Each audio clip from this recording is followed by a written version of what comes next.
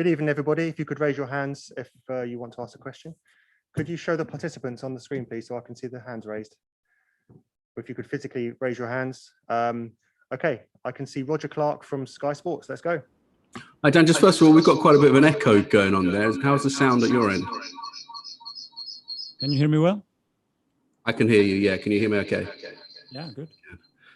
Hi, Mikel, given you were 2 down and down to 10 men, you got the away goal. Has that finished perhaps a lot better than it could have done? Absolutely. Obviously, we are disappointed that we lost the game, obviously, because it's not the result that we wanted to take from the game. But after the story of the game, I think we have to take it because we are on the tie, we are alive. And with the circumstances that developed during the game, it put the game and the tie in real danger at some stage.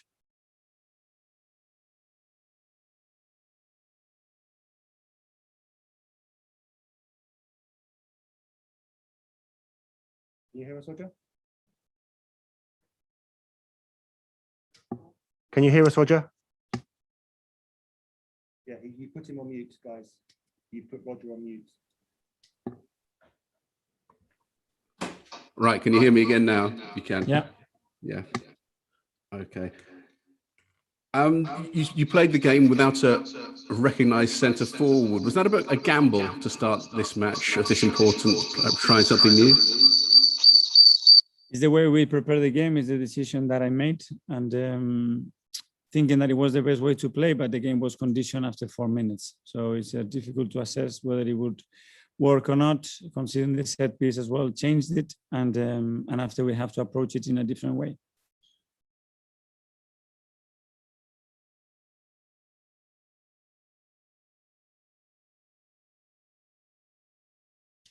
Guys in the room, you keep muting the questions from everybody. I think Roger wants to ask another question, please.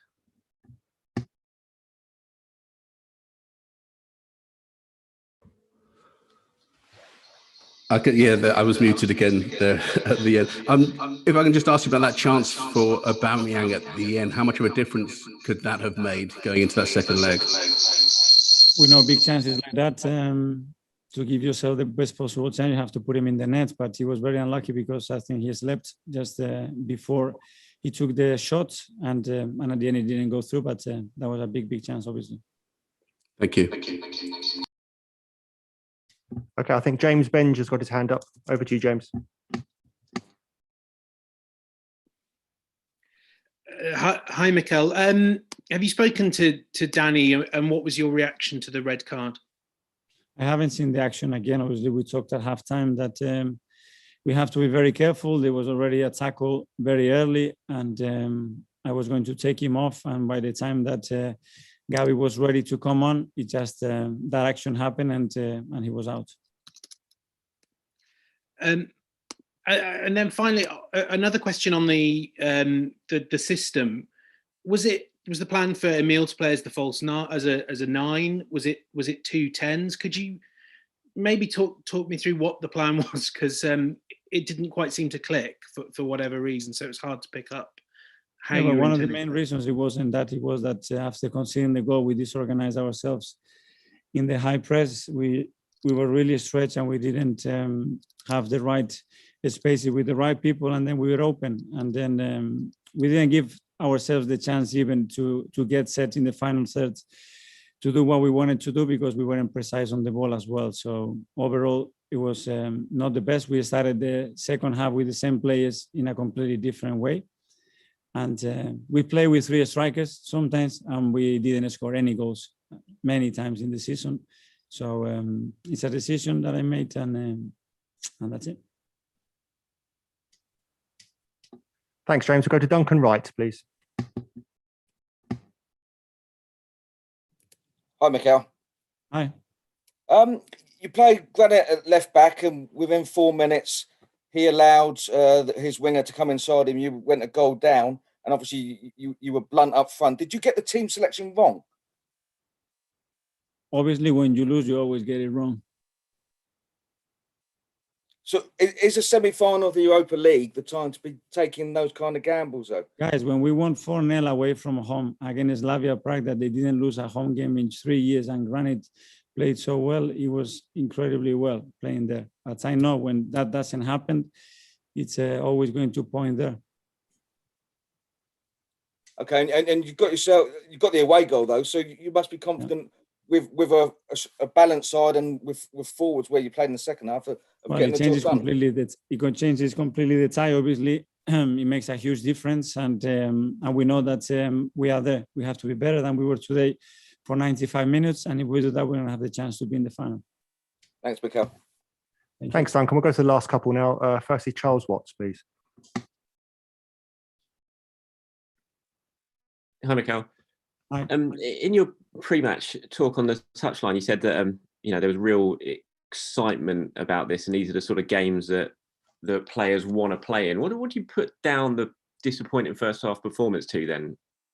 I think the first goal, it was a big shot. It was the first action almost that they went over the halfway line, and they scored the goal. And after that, we were touched. We didn't expect it. We were touched. We didn't quite react, and then we conceded the set piece goal. That's obviously it's crucial in these ties. And then the team needed a break. And after the break, we reorganized, we talked about a few things, and we were a different team in the second half. Can you just talk a little bit about what the mood is like in that changing room at full time? Because it's obviously disappointing in the performance, but the fact you're still in the game, there must have been, Well, comparing how it was at halftime, it's very different. But I said to them, we have an opportunity. It's a big challenge what we have ahead of us, but we have the opportunity to make it, but it has to be now. In the return leg, it's going to be too late. We have to change it right now. If we are able to do that, we're going to get here in a completely different position. We still have another incident, which was the red card and play with 10 men against this team. And the team went to a different level again, and we got the goal. Thanks, Mikel. Thanks, Charles. And finally, we'll go to Javi Mata from Radio Villarreal.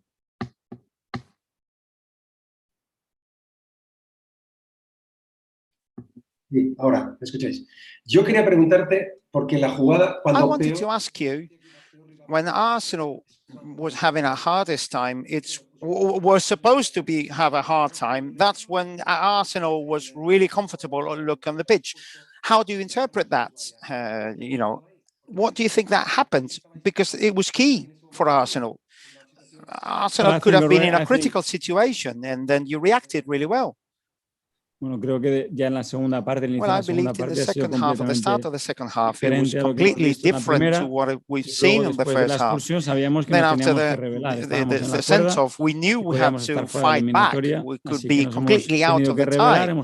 So we had to kind of fight back, and we took our chances, and it was good. It all came good for us.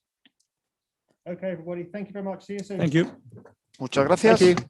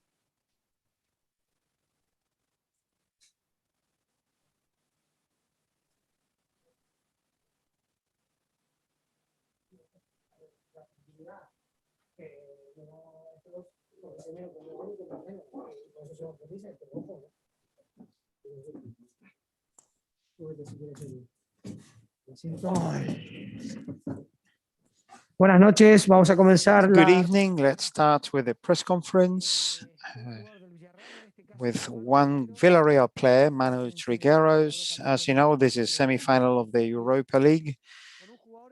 We start with one of our players, and then our coach will be here. So let's start with a few questions for Manu Trigueros first.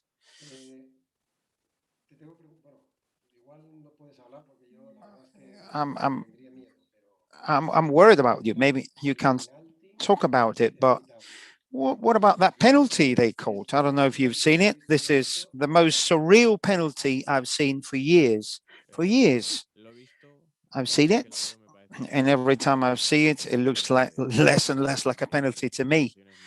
It's incredible that VAR won't act in these kind of situations. You know, I see that the Arsenal player kind of runs past me, and I just put my feet on the ground. I don't want to touch him. But, well, this happens in football, and we have to face this kind of situation.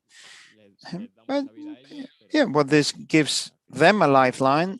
But in the end, we won against a huge rival, and we're going to London to fight, you know, and to fight for this result.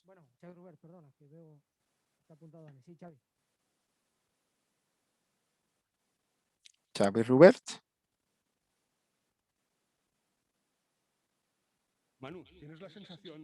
Manu, do you have a feeling that with that penalty was kind of a gift, like, you know, help them go back into in the match? You were playing really, you know, Villarreal much superior, you know.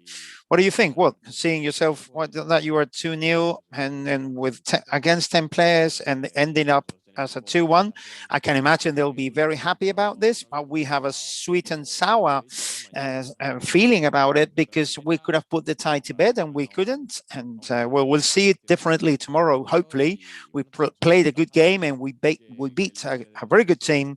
We have a bit of an advantage, and we'll going to have to defend that advantage in London next week. And hopefully, it will be a very nice game.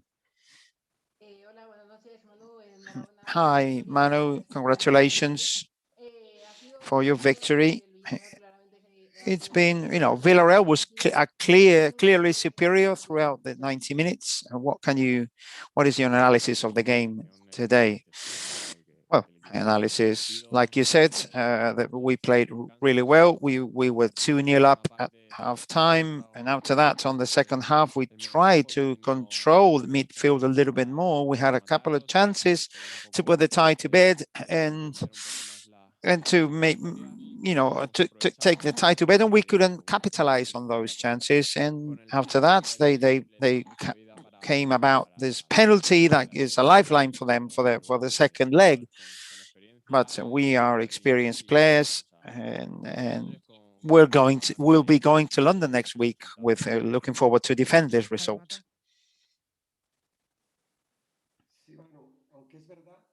It's true that there was for a while after the send-off of Ceballos, and where you kind of looked that you had the final was in your at hand, but the team did not quite look comfortable. What happened there?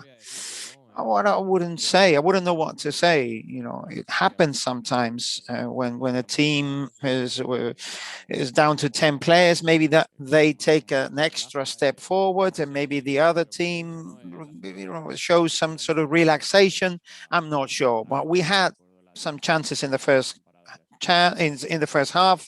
Gerard had one, and Leno made a great save. Chukwueze had a great chance as well, but they have great players with great individualities.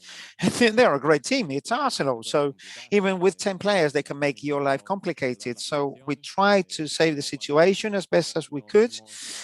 And and then we were down to 10 minutes as well.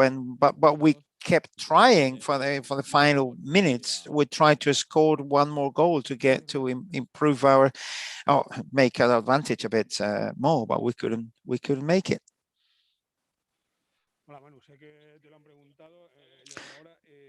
Manu, I know you've been asked about this, but what did you feel when that penalty was called on you? You know, any person has played football clearly sees that can never be a penalty, even less so with VAR these days. What did you feel at the time? Well, I was very surprised. Maybe I thought maybe VAR will tell the referee that my feet are on the ground and that Xhaka hits me, but hey, you're always surprised. I don't really understand what happens, but this is football. Sometimes these things happen. And well, the feeling that I had when I was there is that I thought the referee would call on VAR and they would call it off. But I was really surprised when he said it's a penalty. Yes, I was surprised.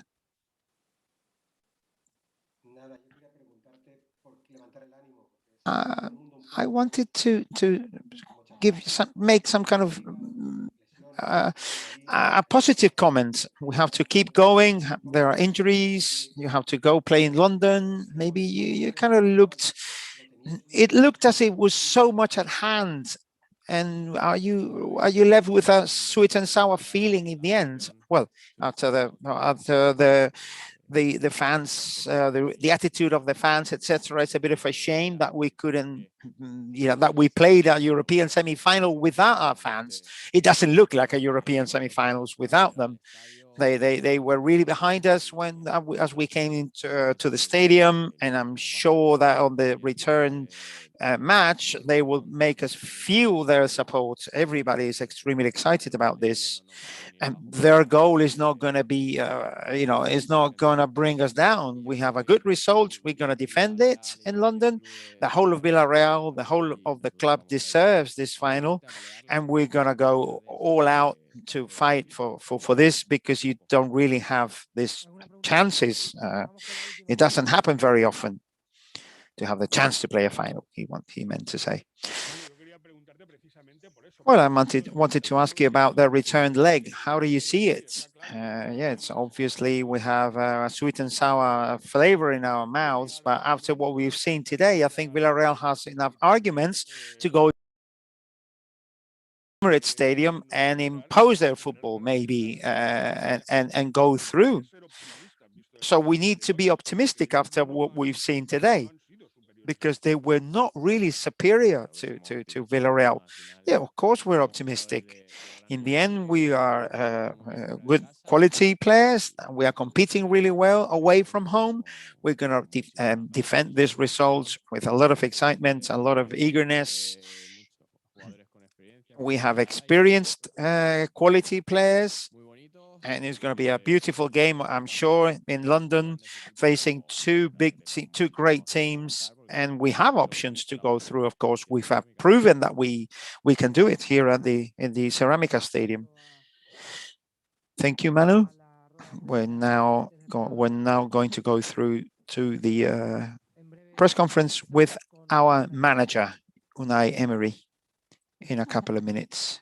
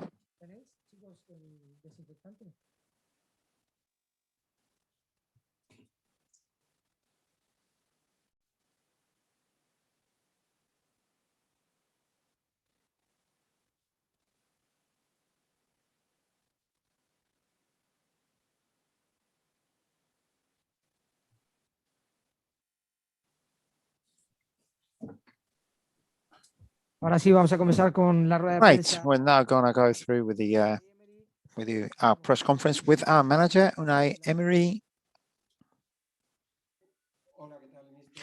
Hello, manager. Everyone is looking a bit down, you know, maybe we saw that the final was at hand, and right there and then is when Arsenal kind of fought back into the game. How do you assess how do you analyze what we've lived through tonight? Well, we need to keep our hopes high.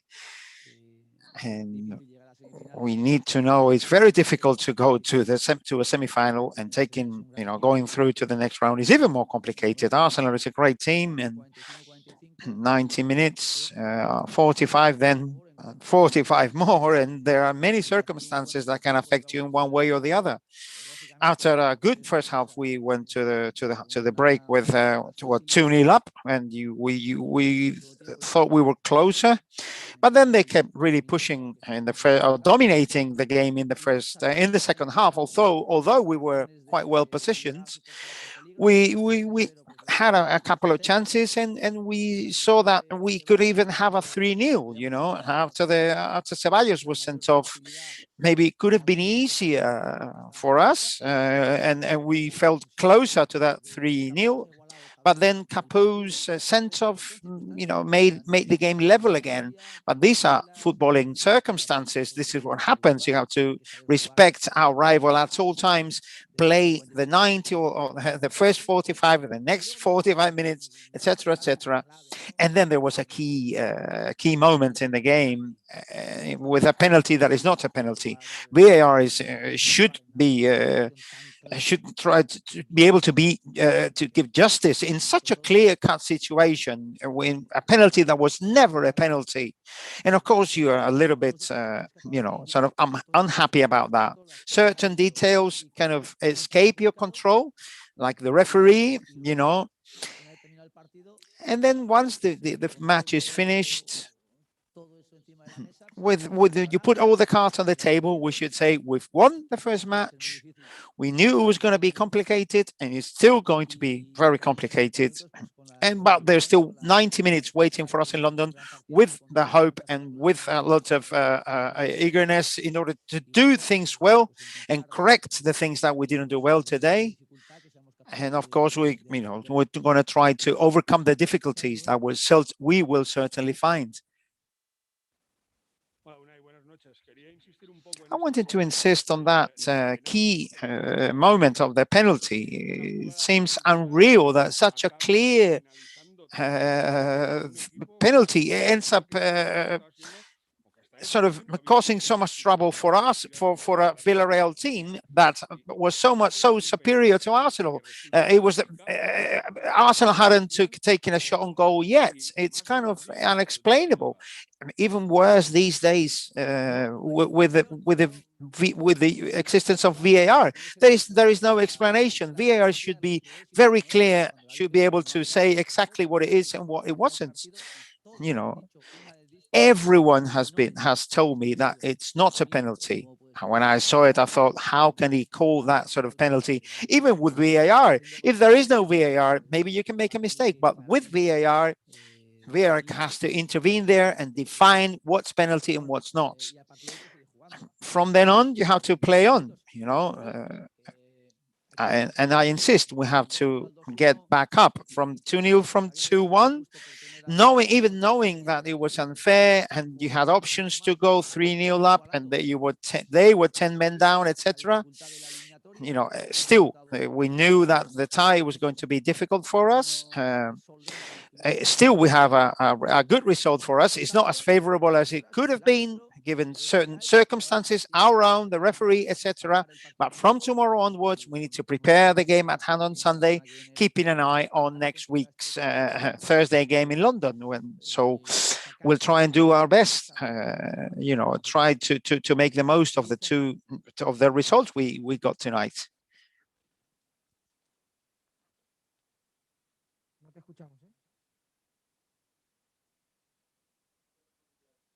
Tienes que conectarte los auriculares.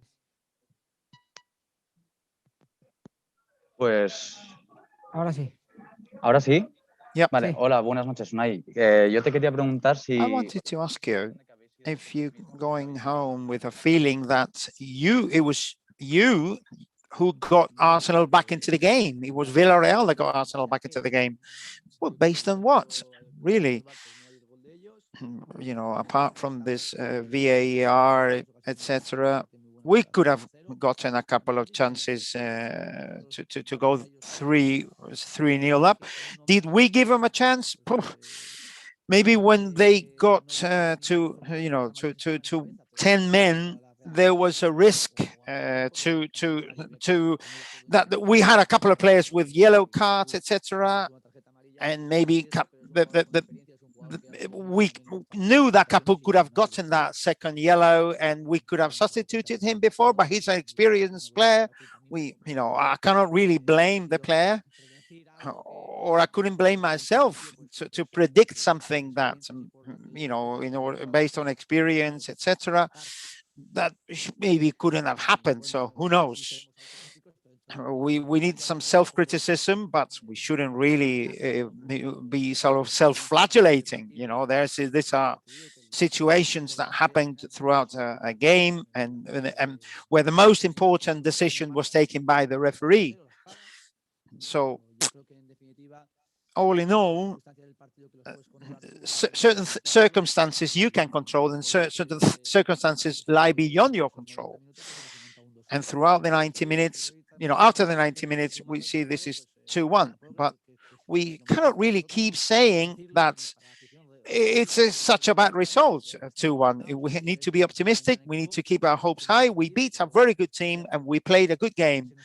So some details escaped us because they made the most out of it, or some details that were in the hands of the referee. Well, we were certainly not happy about those, but that's what it is.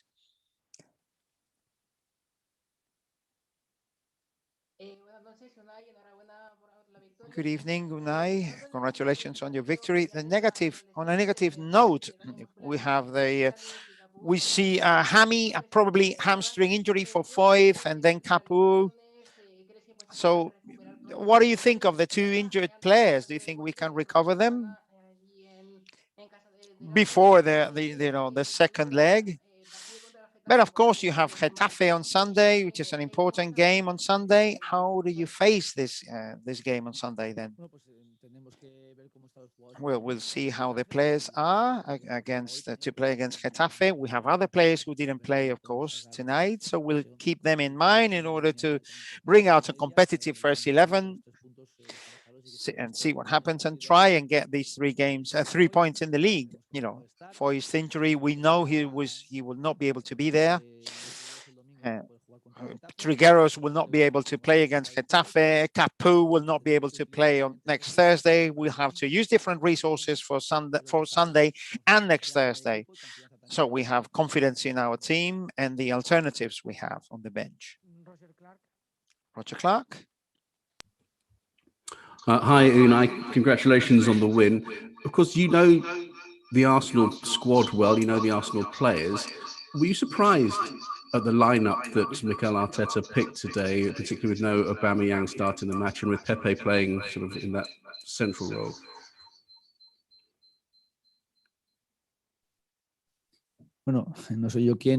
Well, I'm nobody in order to question Mikel Arteta's decision. We had worked that we had the idea that it would be approximately this lineup. They had several injured players. Aubameyang hadn't played for a while, so I think it's normal. I think that the lineup the first 11 that he played, it was more or less what we expected.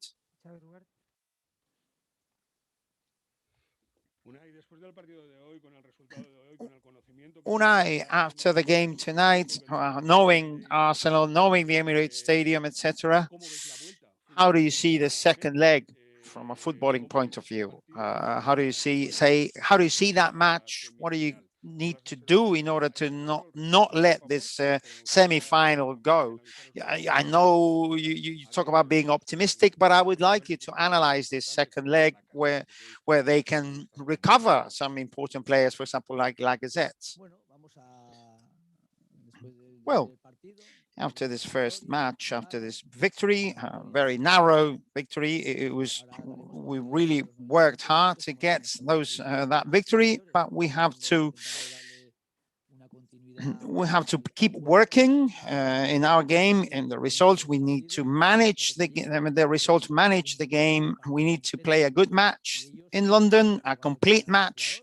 They may recover a couple of players, of course, and they will have more resources, and it could be positive for them, of course. But in the end, it's 11 against 11, and our idea is to make the most of the chance we have, and to try to look for the best version of our team and prepare really well for that game next Thursday.